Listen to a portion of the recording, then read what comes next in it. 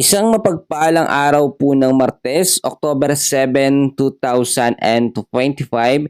Kabayan, meron tayong pinaka-latest na weather update sa lagay ng ating panahon.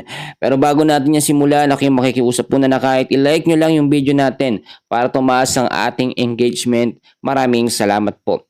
Sa kasalukuyan ho ay may panibagong sama tayo ng panahon na minomonitor sa may bandang silangan po ng ating bansa. Kasama dyan ang bagyong Halong na naging typhoon o nasa typhoon category. Unahin na muna natin mga kaibigan, ito ipapakita ko sa inyo mabuti para clear po, no?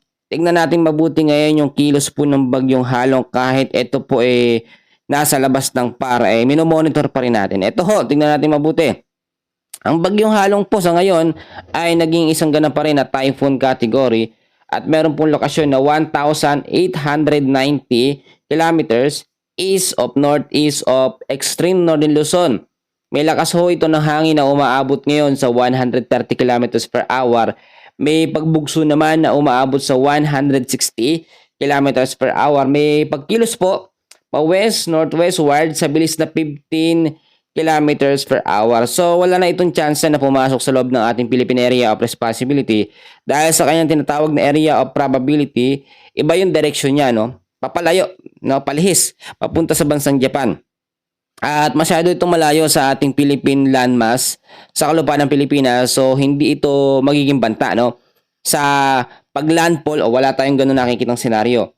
Ang panibago namang sama ng panahon, itong low pressure area na nabuo po sa may lokasyon po na 2,290 kilometers east of Eastern Visayas.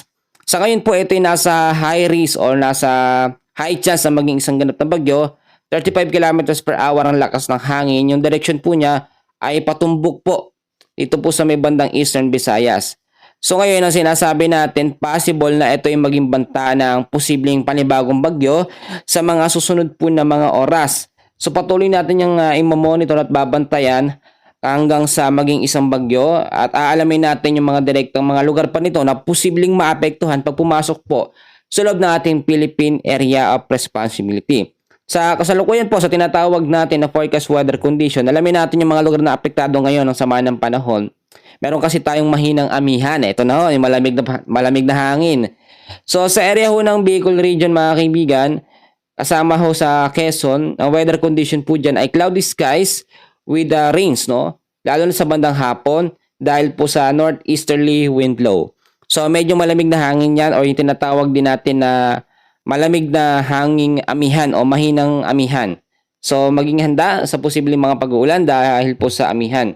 So sa area naman ng Mindanao, dito ho sa may Visayas at Palawan, patuloy po makakaranas ng cloudy skies with scattered rains and thunderstorms dahil po sa ITCC o Intertropical Convergence Zone. Possible impact pa rin ho nito ay pagbabaha sa mababang lugar at landslide ho sa mga landslide prone area kung sakali pong magkaroon ng moderate to heavy rains anumang oras. Samantalang dito naman sa Cagayan Valley, sa may Ilocos Norte, sa may Aurora, ang lagay ng panahon dyan ay partly cloudy to cloudy skies pa rin po with isolated light rains or mahinang pag-uulan dahil po sa northeasterly wind flow o yung malamig na hangin na nanggagaling sa may bandang hilaga. So wala namang impact yan masyado pero maging handa tayo sa mga posibilidad ng pag-uulan lalo na sa hapon.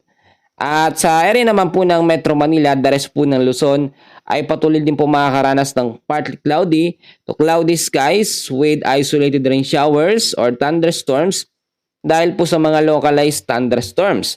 Mag-ingat tayo lalo na sa bandang hapon at sa gabi. Well, the rest naman ng Luzon, the rest po ng Visayas at Mindanao ay so far magiging magandang panahon dahil wala naman tayong bagyo or LPA sa loob po na ating Philippine Area of Responsibility. Wala rin tayong habagat. Pero tulad na aking sinasabi, i-monitor natin mabuti itong panibagong bagyo na nasa high risk na maging isang ganap na bagyo at ito titignan natin kung lalapit dito po sa ating Philippine Area of Responsibility or kung papasok. So sa ngayon kaibigan, kabayan, yun muna ang pinaka-latest na update natin sa lagay ng ating panahon. And please huwag niyong kakalimutan na mag-like and subscribe and then pahit na rin ang notification bell. Maraming salamat po.